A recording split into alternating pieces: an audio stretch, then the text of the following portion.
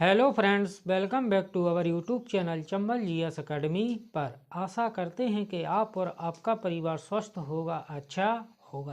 तो आइए फ्रेंड्स, आज की इस क्लास में हम बात करेंगे ब्रह्मपुत्र नदी तंत्र के बारे में। यह टॉपिक होगा वो आपके आने वाले सभी एग्जामों के लिए बहुत ही महत्वपूर्ण होगा, इसलिए दोस्तों वीडियो को बिना स्किप किए अंत तक जरूर देखिए।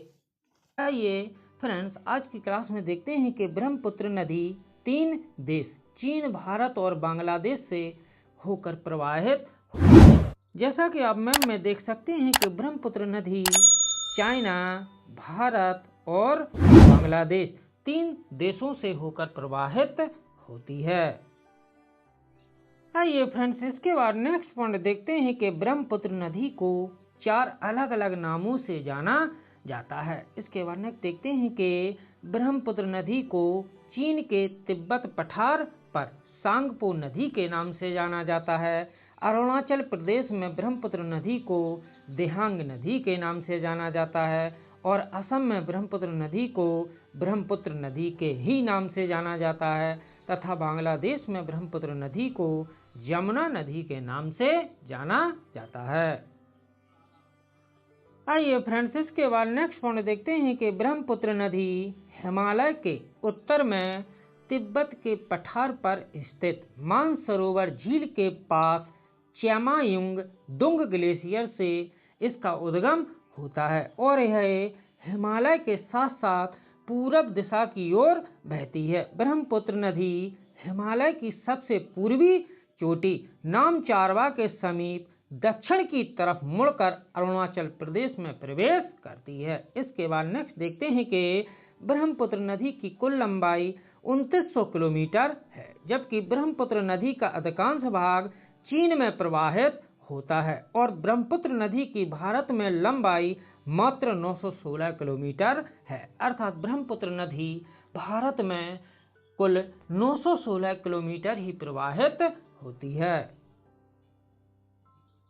आइए फ्रेंड्स, इसके बाद नेक्स्ट वन देखते हैं कि ब्रह्मपुत्र नदी भारत के कई राज्यों से होकर बहती है, जिनमें अरुणाचल प्रदेश, असम और मेघालय शामिल हैं। अंततः बंगाल की खाड़ी में गिरने से पहले यह भारत और बांग्लादेश के बीच एक प्राकृतिक सीमा भी बनाती है। नेक्स्ट पॉइंट देखते हैं कि गुवाहाटी, तेजपुर और डिब्रूगढ़ ब्रह्मपुत्र नदी के तट पर बसे प्रमुख शहर हैं। इसके बाद नेक्स्ट देखते हैं कि ब्रह्मपुत्र नदी अरुणाचल प्रदेश में बृहद हिमालय को काटकर एक गहरे महाखड्ड गार्ज का निर्माण करती है, जिसे हम देहांग गार्ज के नाम से जानते हैं।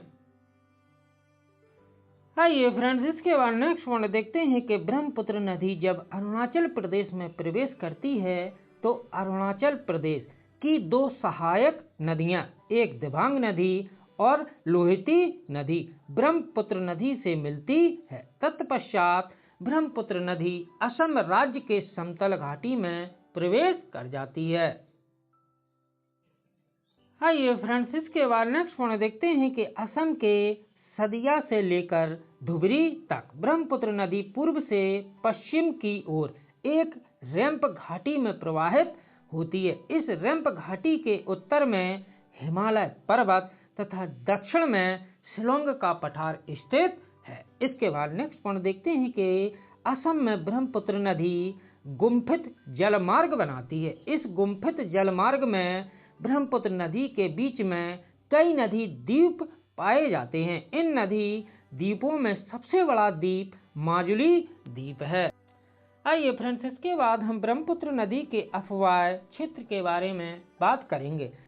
आइए फ्रेंड्स, इसके बाद ब्रह्मपुत्र नदी का तिब्बत में अफवाह क्षेत्र के बारे में बात करेंगे। तो इसमें देखते हैं कि ब्रह्मपुत्र नदी का उद्गम तिब्बत, चीन के कैलाश पर्वत श्रेणी में मानसरोवर झील के निकट च्यामयुंग डुंग हिमनद से हुआ है। इसकी कुल लंबाई 2900 किलोमीटर है तथा भारत में ब्रह्मपुत्र नदी की कुल लंबाई 916 किलोमीटर है। इसके बाद देखते हैं कि यह हिमालय क्षेत्र से निकलने वाली सबसे लंबी नदी है। यह नदी अपने उद्गम स्थान से हिमालय के उत्तर में समानांतर पूरब की ओर शुष्क एवं समतल मैदानी प्रदेश में लगभग 1200 किलोमीटर प्रवाहित होती है। इस क्षेत्र में इसे सांगपो या टी-सांगपो नदी के नाम से जाना जाता है। इस क्षेत्र में रांगो सांगपो प्रमुख सहायक नदी है, जो ब्रह्मपुत्र के दाहिने तट पर आकर मिलती है। आइए फ्रेंड्स, इसके बाद हम बात करेंगे ब्रह्मपुत्र नदी का हिमालय में अफवाह क्षेत्र के बारे में। इसमें देखते हैं कि ब्रह्मपुत्र नदी हमें हिमालय के नामचा बरवा, जिसकी कुल ऊंचाई 7,755 मीटर है, पर्वत चोटी के निकट हिमालय प्रदेश में प्रवेश करती है तथा अरुणाचल प्रदेश के दिहांग महाखंड को पार करके हिमालय से बाहर निकलती है, जहां इसे हिमालय के गिरिपद में सिशंग या दिशंग के नाम से जाना जाता है। नेक्स्ट देखते हैं कि भारत में यह नदी अरुणाचल प्रदेश राज्य के सादिया कस्बे के पश्चिम में प्रवेश करती है। यहाँ से यह नदी दक्षिण पश्चिम की ओर बहती है, जहाँ इसके बाएं तट पर इसकी सहायक नदी दिबांग या सिकोंग और लोहित ब्रह्मपुत्र नदी में आकर मिलती हैं। इसके बाद इस नदी को ब्रह्मपुत्र नदी के नाम से जाना जाता है, अर्थात जब दिबांग और सिकांग और लोहित नदी इस नदी में आकर मिलती हैं, तब इसे ब्रह्मपुत्र के नाम से जाना जाता है। आइए फ्रेंड्स, इसके बाद देखते हैं कि ब्रह्मपुत्र नदी के तट पर बसे प्रमुख शहरों में पासीघाट, डिब्रूगढ़, निमाटी, तेजपुर और गुवाहाटी इत्यादि शहर हैं, वो ब्रह्मपुत्र नदी के तट पर बसे हुए हैं। आइए फ्रेंड्स, इसके बाद देखते हैं कि ब्रह्मपुत्र नदी का असम की घाटी में अफवाह क्षेत्र के बारे में बात करेंगे। तो इसमें देखते हैं कि इसके बाद ब्रह्मपुत्र नदी असम घाटी में लगभग 750 किलोमीटर की दूरी तय करके प्रवेश करती है। इस क्षेत्र में अत्यधिक वर्षा के कारण इसमें कई सहायक नदियां आकर मिलती हैं। इसके बाएं तट पर प्रमुख सहायक नदियां बूढ़ी, दिहांग और धनसिरी आकर मिलती हैं, जबकि ब्रह्मपुत्र नदी के दाएं तट पर सुबनसिरी, कामेंग, मानस और संकोश नदियां आकर ब्रह्मपुत्र नदी में आकर मिलती हैं। इस कारण ब्रह्मपुत्र नदी इस क्षेत्र में अत्यधिक बाढ़ लाती है। इसके साथ साथ यह अपने मार्ग भी परिवर्तित करती रहती है। यह नदी मैदानी क्षेत्र में अपने तट कटाव के लिए जानी जाती है। इस क्षेत्र में एशिया का सबसे बड़ा द्वीप माजुली द्वीप ब्रह्मपुत्र नदी में स्थित है। आइए फ्रेंड्स, इसके बाद देखते हैं कि असम के बाद ब्रह्मपुत्र नदी बांग्लादेश में प्रवेश करती है। तो ब्रह्मपुत्र नदी का बांग्लादेश में अफवाह क्षेत्र के बारे में बात करेंगे। तो इसमें देखते हैं कि ब्रह्मपुत्र नदी असम के धुबरी के बाद इसकी दिशा दक्षिण की ओर हो जाती है और ब्रह्मपुत्र नदी बांग्लादेश में प्रवेश करती है। यहाँ इसके दाहिने तट पर तीस्ता नदी आकर मिलती है। इसके बाद इसे बांग्लादेश में जमुना नदी के नाम से जाना जाता है। अंत में यह पद्मा नदी में मिल जाती है। बांग्लादेश में गंगा नदी को पद्मा नदी के नाम से जाना जाता है और बाद में पद्मा नदी बंगाल की खाड़ी में गिरने से पहले गंगा ब्रह्मपुत्र नामक विश्व का सबसे बड़ा डेल्टा, जिसका नाम है सुंदरबन डेल्टा, का निर्माण करती है। यहाँ फिर यह नदी कई धाराओं में विभक्त हो जाती है, जैसे मधुमती, पद्मा, सरस्वती, हुगली और भागीरथी आदि प्रमुख हैं। आइए फ्रेंड्स, इसके बाद ब्रह्मपुत्र नदी की सहायक नदियों के बारे में बात करेंगे। तो इसमें सबसे पहले बात करेंगे तीस्ता नदी के बारे में। तो तीस्ता नदी ब्रह्मपुत्र नदी के दाएं तट पर मिलने वाली अंतिम बड़ी सहायक नदी है तथा तीस्ता नदी का उद्गम सिक्किम में कंचनजुंगा के पावहुनरी हिमनद, जेमू हिमनद और चोलामू सरोवर आदि से 7,068 मीटर की ऊंचाई से हुआ है। इसके बाद नेक्स्ट देखते हैं कि तीस्ता नदी की कुल लंबाई 309 किलोमीटर है तथा तीस्ता नदी का अफवाह क्षेत्र 12,540 वर्ग किलोमीटर है। आइए फ्रेंड्स, इसके बाद ब्रह्मपुत्र की सहायक नदियों में रंगीत नदी के बारे में बात करेंगे। तो रंगीत नदी तीस्ता की प्रमुख सहायक नदी है। यह पश्चिमी सिक्किम से निकलती है और पश्चिम बंगाल में तीस्ता बाजार के समीप त्रिवेणी नामक स्थान में मिल जाती है। नेक्स्ट पॉइंट देखते हैं कि रंगीत नदी में अनेक जल क्षिप्रकाएं के लिए जानी जाती है, जिसके कारण यह पूरे विश्व में जल क्रीड़ा राफ्टिंग के लिए जानी जाती है। आइए फ्रेंड्स, इसके बाद हम बात करेंगे सुबनसिरी नदी के बारे में। तो सुबनसिरी नदी ब्रह्मपुत्र नदी तंत्र की सबसे बड़ी सहायक नदी है। यह नदी तिब्बत क्षेत्र के हिमालय से निकलकर दक्षिण एवं दक्षिण पूर्व की ओर प्रवाहित होते हुए असम के लखीमपुर जिले में ब्रह्मपुत्र नदी में आकर मिल जाती है। नेक्स्ट पॉइंट देखते हैं कि अरुणाचल प्रदेश के उत्तरी भाग या पर्वतीय भाग में ऊपरी सुबनसिरी तथा निचले मैदानों में निचली सुबनसिरी के नाम से इसे जाना जाता है। इसके बाद नेक्स्ट पॉइंट देखते हैं कि सुबनसिरी नदी की कुल लंबाई 442 किलोमीटर है तथा यह नदी मिरी पहाड़ियों और अबोर पहाड़ियों के बीच प्रवाहित होती है।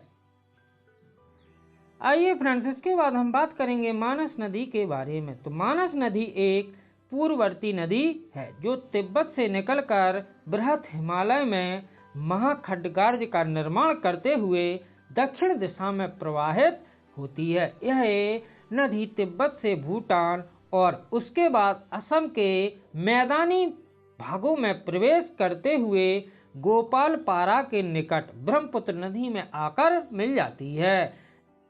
मानस नदी भूटान की सबसे बड़ी नदी है। इसकी कुल लंबाई 376 किलोमीटर है, जिसमें से 272 किलोमीटर यह नदी भूटान में प्रवाहित होती है तथा 104 किलोमीटर भारत में प्रवाहित होती है।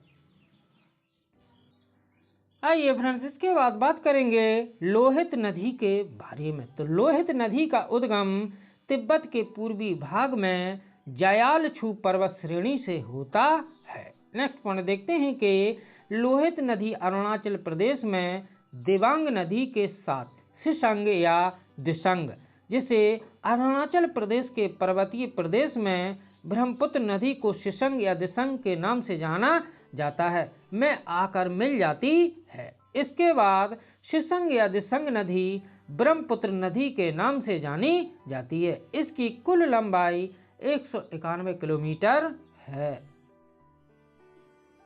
आइए फ्रेंड्स, इसके बाद नेक्स्ट पॉइंट देखते हैं कि लोहित का अर्थ खून या लहू होता है। इस नदी का जल आंशिक रूप से लाल दिखाई देता है क्योंकि इसके प्रवाह क्षेत्र में इस प्रकार अर्थात लाल प्रकार की मिट्टी एवं चट्टानें पाई जाती हैं। इस नदी के नाम पर अरुणाचल प्रदेश के लोहित जिले का नामकरण भी किया गया है। नेक्स्ट पॉइंट देखते हैं कि लोहित नदी पर भारत का दूसरा सबसे लंबा पुल, जिसका नाम है भूपेन हजारिका पुल, का निर्माण किया गया है, जबकि भारत का सबसे लंबा पुल अटल सेतु पुल है और दूसरे नंबर का भूपेन हजारिका पुल है, जो असम के ढोला और अरुणाचल प्रदेश के सादिया को जोड़ता है। इस पुल की कुल लंबाई 9.15 किलोमीटर है और चौड़ाई 12.9 मीटर है। आइए फ्रेंड्स, इसके बाद नेक्स्ट पॉइंट देखते हैं कि हाल ही में गिनीज बुक वर्ल्ड रिकॉर्ड में माजुली द्वीप को विश्व का सबसे बड़ा नदी द्वीप दर्ज किया गया है। इसके बाद नेक्स्ट पॉइंट देखते हैं कि माजुली नदी द्वीप ब्रह्मपुत्र नदी के बीचों बीच स्थित है, जिसके कारण इसकी भूमि बहुत उपजाऊ है तथा यहाँ पर धान की खेती की जाती है। इसके बाद नेक्स्ट पॉइंट देखते हैं कि सदिया से धुबरी तक प्रवाहित होने के बाद ब्रह्मपुत्र नदी धुबरी से दक्षिण की ओर अचानक मुड़कर बांग्लादेश में प्रवेश कर जाती है। यहाँ ब्रह्मपुत्र नदी को यमुना नदी के नाम से जाना जाता है। नेक्स्ट पॉइंट देखते हैं कि सिक्किम के जेमू ग्लेशियर के नितामू झील से निकलने वाली तीस्ता नदी बांग्लादेश में जमुना नदी में आकर मिल जाती है। आइए फ्रेंड्स, इसके बाद नेक्स्ट पॉइंट देखते हैं कि बांग्लादेश में जमुना नदी की धारा पद्मा नदी से आकर मिल जाती है और दोनों की संयुक्त धारा पद्मा नदी कहलाती है। नेक्स्ट पॉइंट देखते हैं कि मणिपुर से निकलने वाली बराक नदी जब बांग्लादेश में पद्मा नदी से आकर मिलती है तो इन दोनों नदियों की संयुक्त धारा को मेघना नदी के नाम से जाना जाता है। अंत में मेघना नदी की धारा बंगाल की खाड़ी में जाकर गिरती है। इसके बाद नेक्स्ट पॉइंट देखते हैं कि बांग्लादेश में मेघना नदी को सुरमा नदी के नाम से जाना जाता है। नेक्स्ट पॉइंट देखते हैं कि ब्रह्मपुत्र नदी की सहायक नदियों में दिबांग नदी, लोहित नदी, धनसिरी नदी, सुबनसिरी, जियाभरेली, पगलादिया, मानस नदी, तिस्ता नदी, पिथुमारी नदी और संकोच नदी आदि प्रमुख हैं। आइए फ्रेंड्स, इसके बाद नेक्स्ट पॉइंट देखते हैं कि मानस नदी भूटान से निकलकर असम राज्य में ब्रह्मपुत्र नदी से आकर मिल जाती है। नेक्स्ट देखते हैं कि सुबनसिरी एक पूर्ववर्ती नदी है जिसका उद्गम क्षेत्र तिब्बत से हुआ है। यह नदी तिब्बत, अरुणाचल प्रदेश और असम में से होकर प्रवाहित होती है। नेक्स्ट देखते हैं कि संकोच नदी उत्तरी भूटान से निकलकर असम और पश्चिम बंगाल के बीच सीमा बनाती हुई असम बांग्लादेश सीमा के निकट ब्रह्मपुत्र नदी में आकर मिल जाती है। आइए फ्रेंड्स, इसके बाद देखते हैं कि ब्रह्मपुत्र नदी से जुड़ी प्रमुख नदी घाटी परियोजनाएं, बांधे या बैराज के बारे में बात करेंगे। तो इसमें सबसे पहले देखते हैं कि अरुणाचल प्रदेश में ब्रह्मपुत्र नदी पर कौन कौन सी परियोजनाएं, कौन कौन से बांध और कौन कौन से बैराज स्थित हैं। इसमें देखते हैं कि अरुणाचल प्रदेश में ब्रह्मपुत्र नदी पर तवांग जल विद्युत परियोजना, Subansiri lower hydel power project, रंगा नदी जल विद्युत परियोजना, पाकिस्तान पन बिजली परियोजना, पापुम पाप जल विद्युत परियोजना, ढीक्रोंग जल विद्युत परियोजना, अपर लोहित जल विद्युत परियोजना, डैम बे हाइडल पावर प्रोजेक्ट और कामेंग हाइडल पावर प्रोजेक्ट। इन सभी परियोजनाओं का संचालन ब्रह्मपुत्र नदी पर किया जा रहा है। आइए फ्रेंड्स, इसके बाद सिक्किम राज्य की प्रमुख परियोजनाओं के बारे में बात करते हैं। तो सिक्किम राज्य की परियोजनाओं में रंगित हाइडल पावर प्रोजेक्ट और तीस्ता जल विद्युत परियोजनाएं का संचालन ब्रह्मपुत्र नदी पर किया जा रहा है और ये सिक्किम राज्य में स्थित है। इसके बाद असम राज्य की परियोजनाओं के बारे में देखते हैं कि असम राज्य की परियोजनाओं में कोपली जल विद्युत परियोजना का संचालन ब्रह्मपुत्र नदी पर किया जा रहा है।